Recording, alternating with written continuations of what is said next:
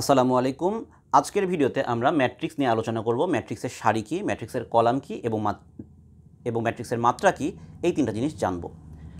প্রথমেই আসি, ম্যাট্রিক্স কী জিনিস। কতগুলো সংখ্যাকে যদি আমি কতগুলো সারি এবং কতগুলো কলামের মাধ্যমে এবং একটা থার্ড ব্র্যাকেটের মাঝখানে বা একটা ফার্স্ট ব্র্যাকেটের মাঝখানে লিখে থাকি, তখন এই ধরনের এক সেট সংখ্যাকে বলা হচ্ছে ম্যাট্রিক্স।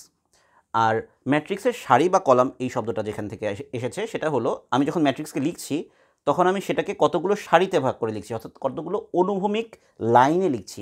এই অনুভূমিক লাইনগুলোকে বলা হচ্ছে ম্যাট্রিক্সের সারি। যেমন উদাহরণস্বরূপ এখানে আমরা বলতে পারি যেখানে কয়টা সারি আছে, একটা, দুইটা, তিনটা। সো এই ম্যাট্রিক্সের তিনটা সারি আছে।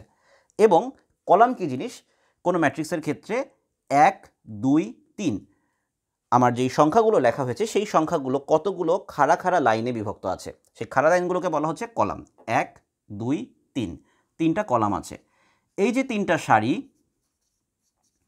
এবং তিনটা কলাম আছে, একে আমি এভাবে 3/3 আকারে লিখলাম। এইভাবে যে আমি 3/3 লিখছি, এই ব্যাপারটাকে বলা হয় মাত্রা বা ডাইমেনশন।